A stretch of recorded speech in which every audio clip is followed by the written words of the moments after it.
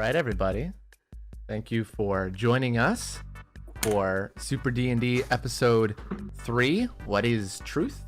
Steiner went in with Jeffrey and Arya to talk to Solemn, asking if Steiner wanted to know the truth and if he wanted his mop back. Steiner said he did, and Solemn got up from his bonds, sliding right through them and touched Steiner's chest, causing them both to vanish.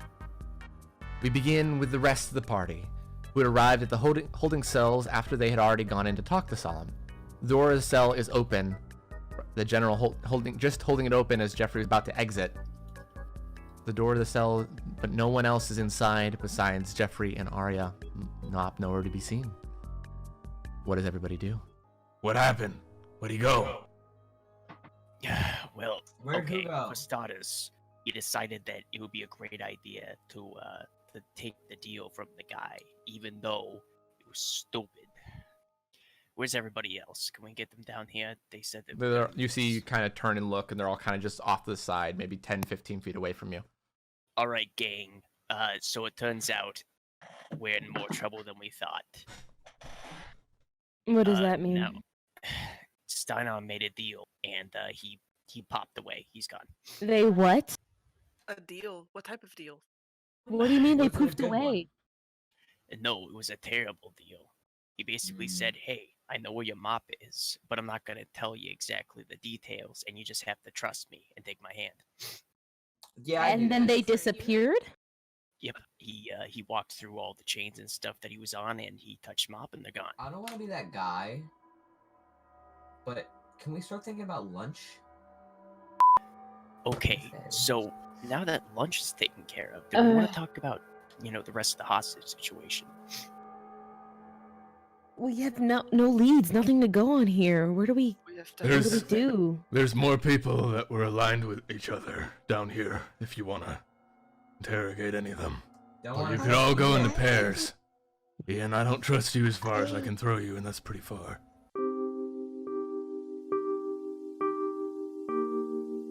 So starting off, we're going to start with Jeffrey and Ashley talking to Ace.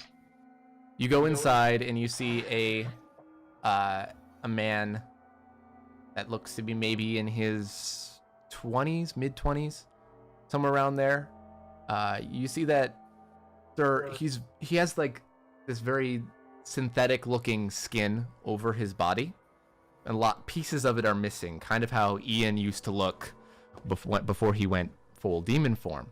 But it's an attempt, except Ian made an attempt to kind of fix it here and there. This person has seemingly given up on that and has just allowed himself to look metallic. And you see that his arms are chained behind to the wall on the side, so he's completely arms stretched out to the side. And you see that there's tons of machinery all over. And you see that there's actually like a bunch of different chains on his elbows, around his hips, his knees, his ankles. So like maybe he can't transform out of it or something, but he's kind of in this star pattern right now, and his head is just looking straight down, and he looks up at the both of you as you enter the room. Hey, pal. Hey, Hellstorm and Scarlet Ash, I'm honored. You should be Stretch Armstrong. Now look, we got a couple problems, and we need answers for them. All right. Depending on what I'm allowed to say, I'll answer whatever. I think that you're gonna probably tell us a little more than that. Maybe. We'll see. I've been looking forward to this. Could I try slightly heating up the joint of his arm? Yes, please. Okay. You see he grits That's a his 3. yeah, you see he grits his teeth and just goes Just what I expected. Is that all you got? No, that was the literal least of what I got. Now, I'm gonna ask again. Do you think you can answer our questions? I don't know, you gotta ask a question first, buddy. I just did. Oh yeah. Second part of the question, why are you affiliated with them? Oh, I thought that might have been obvious, but if I'm the first person you're questioning, We're all misfits from Morose Industries, and we escaped. Misfits, huh? Yeah, no, that hadn't been answered before. We met a really slimy guy the other time. You say you're misfits from Morose. What'd you do, work there? No.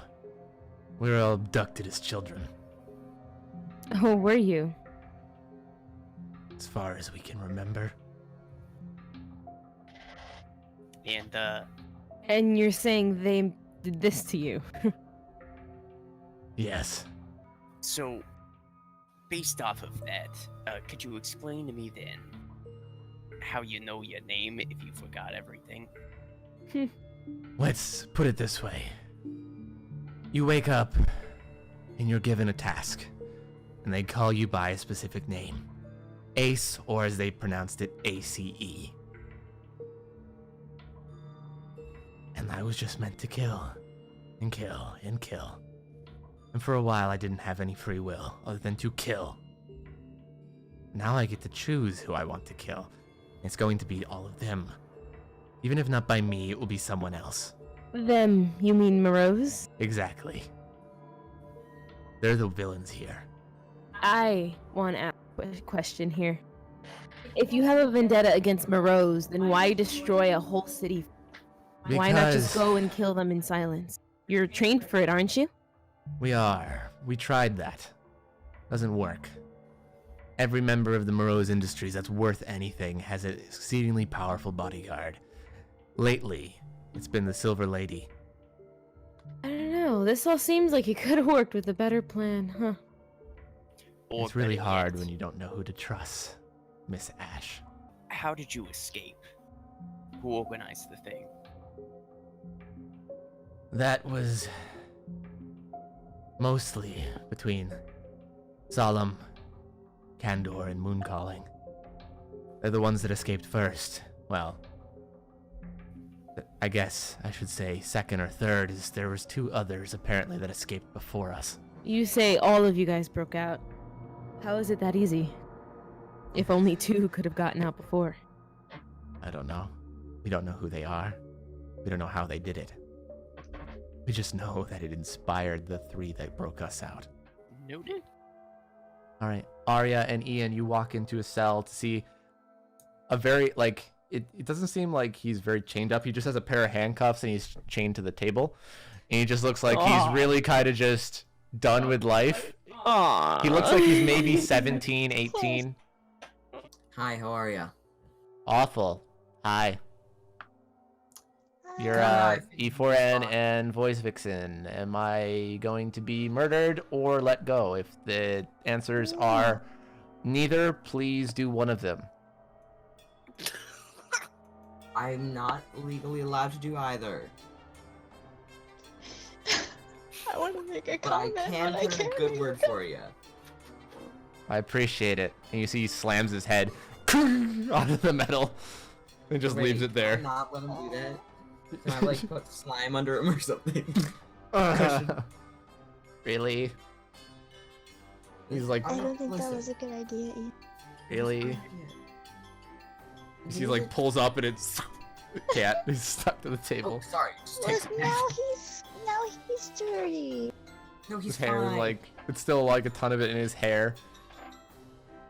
He's I might have dirty. messed up. I'm sorry, buddy. Mm. Athena and Daniel, you see that you walk into the room and you see it's immediately like 15 to 20 degrees colder. And you see, like, as you take another step in, you can see your breath. And you see that standing there with basically, like, just cocooned in the corner, like, not in the corner, just, like, against the back wall, kind of suspended in the air, is this person. The gender is very hard to tell. No hair, but the hood is kind of pulled back, and you see that there's just this face that has nothing but these very sunken, flat against the head ears. There's no eyes, no nose, no mouth, no facial features whatsoever. And it's, however, the face itself is just turned and looking straight at the wall in front of it, not at you even as you enter. I might want to try and tap into his mind. Doing that. You see Daniel, who is already not doing that great he was healed up, yes, but he recently went through a very traumatic experience. You see he stiffens up, puts his hands to his ears, slumps to the ground, Cut him and then out of it. passes out as you cut him out of it. Athena, you're able to kind of steel yourself, but it still hurts. It's inside your head. The sound isn't coming from anywhere but inside of your own mind. Scattering thoughts, as you see that it almost feels like images of your past are being flashed up and pulled in to be analyzed. Like they're going one at a time, factory-wise, and someone's reading your own mind. How did you get mixed up with all these other people? Were you forced, or was it a choice type thing? And you see this time, it's less a frantic search of your thoughts, but you see that it replies by showing you about second-long moments of you saying words. And it's all of your thoughts and memories, or other people's, Okay. of it saying, this is how I communicate. And it's all your voice being said in chopped up pieces. I was saved by them. Give me, she'll just say this out loud. Give me a minute to get him outside so that he can get helped. And I'll be back. Okay. You pull him out into the hallway. Pull him out and look for Arya. You see Arya at this point would still be in the room talking to sheeple. Looking over at you guys is like, sees Daniel. Hey, You when need me to see call Arya- someone? Yeah, when you see Arya, have her take care of him and tell her I probably will need her. Okay. What's that supposed to? As you go back in, I'm assuming. Yep. All right. Were you following them because they saved you, or are you able to communicate with someone in that group? Communicate like me, or communicate in a way that doesn't harm someone? And who?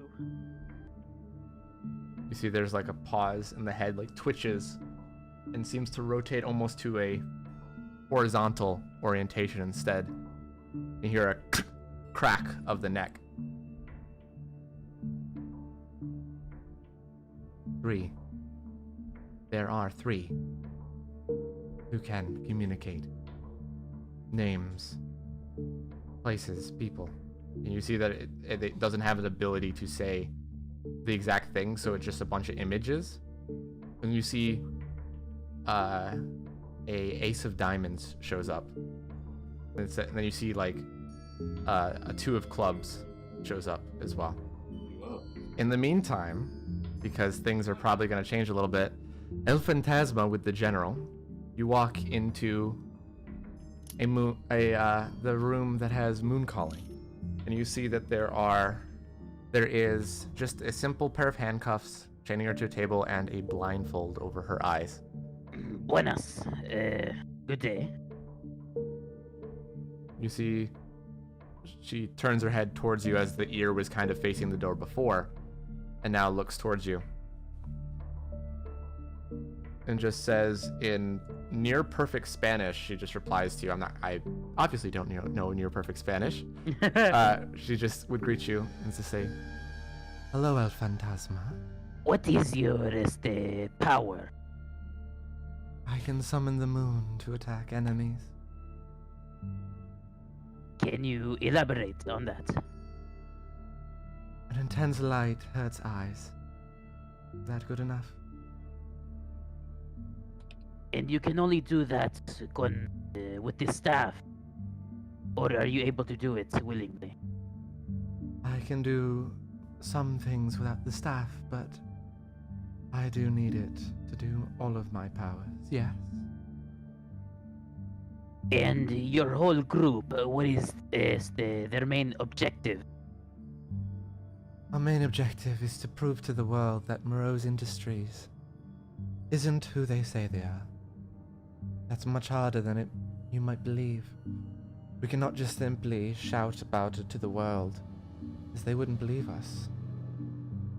And the government is very much allied with them.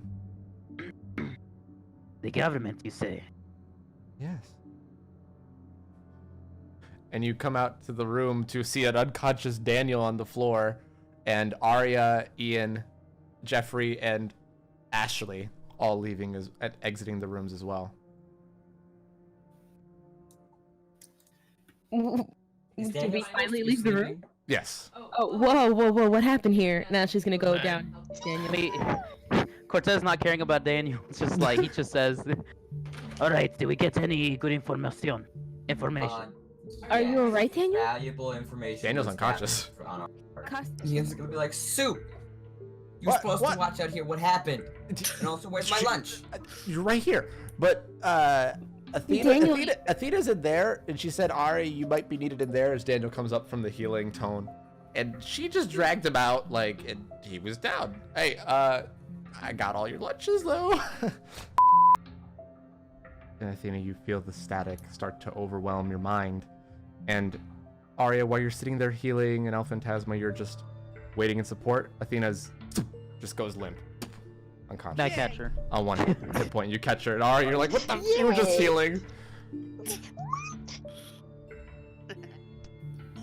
Like literally throughout the whole ride, is like Cortez is just in think mode right now. And so, with that, before you guys get to Clara, we're going to take a little bit of a break, and then we'll get back in just a moment. Thanks for watching, everybody. We'll be back in about 5 to 10 minutes.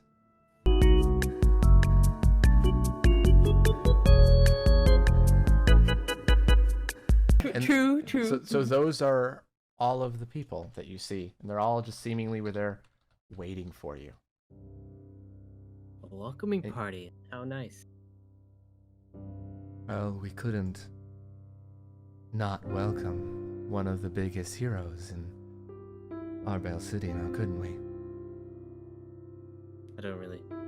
I mean, I guess.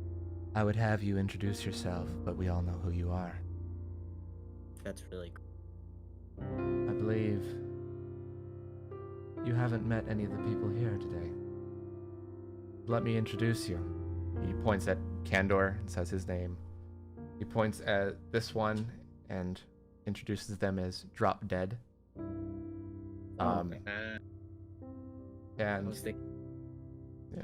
And you see that this person is introduced as Duststorm. Last Laugh, Medusa, and then he also, the one that's the 15-foot tall creature, he introduces as Crag. You see the one person that does look like he actually just has coal burning out of him is just, it says his name is Cole. You see the little girl that he calls Medusa walks over a few steps to the table, and she's kind of skipping and humming to herself as she goes. And she opens up this case. It's actually scary as fuck. And she opens it, and she hands it out and hands it up towards you, coming back to the circle, and you see it is your mop. You can tell it that it's not a fake. You can feel it. Here you go. No! Terrifying. Very hesitant of grabbing it, but at the same time, it's like just slowly, and then I think about it for a second, and then I finally grab it. You grab it, and you feel the power of the mop return to you. Yes. Do you transform? Yes. Now, For now. kill them all. Alrighty. So, you grab the mop and feel the power when you go up to that 8-foot tall, not being one of nearly the shortest person there, to being nearly the tallest. Only. Will you help us? Or at the very least, be a man on the inside. You can say no, and you can walk away, and we won't harm you, as long as you don't harm us. What does your next plan of action? It really depends on if you say yes or no. If you say no, we're going to have to go into hiding. Spend a good bit of time restarting. Trying things again, finding our next course of action. Whether that be direct like it was today, or be much more minor, and try to work our way around to get at Morose Industries via stealth, or by public opinion taking them down. But both of those methods have been largely unsuccessful, and only causing some of ours to go missing. You see, those out before you, and those that are in your holding cells, that's about half of our number. We've lost many trying to solve this more peacefully, while still being convicts. To Morose Industries. Only, of course. Because to everyone else, we don't exist. We never have, and are never supposed to again. I'll help you out for a little bit and see how it goes. Then- Trial, I guess. Then, let's keep it simple. As I know you're not the best liar, I just simply want you to tell them the truth. That we let you go. Her. And you see they open the door, putting a handprint, as well as the other puts an eye scanner as well, and the door opens, sliding upwards. Alright, all of you in. Go. Moving. You all head inside. And you see the room fairly simple. It seems to be a suite of sort. You're entering a very decent living room for the location that it's in. A kitchen to your left. What seems to be maybe a bathroom door to your right. Steadfast. It seems everyone but... Mop. Yes, Mop isn't here. I need you to find him. I see. Come, all of you sit first. Farah, we don't Do have I time. to sit? Don't exactly agree with Jeffrey for once. What's happening? We don't have time for something like this. We need to find him now. You do, yes. But patience is a virtue. Now shut up and tell me where he is. I see. Well, he's in no harm. As of right now. I think people are trying to become his friend. Her finger falls on. You should be outside by the beach waiting for you. Waiting for us. I guess the helicopter is going to be useful, actually, Ian. Oh my god. Yeah. And she opens up and you see this large helicopter. And you see that there's another one right behind it as well. Alright, all of you hop in. General, I swear I'm gonna... you can take them to go, right? Wait, do I get to fly? You can fly one if you know how. Well, I know Nice. how. He does. I'll fly the other one. As you're kind of flying over a bunch of different roads and trees and things like that. Believe the traffic in the air. My God. Yeah, it takes a long time. Heavy traffic. Feels bad. Rush hour. And you see that you start to descend. Mop, you hear the of the helicopters as they land on the beach, you know, pretty well next to you.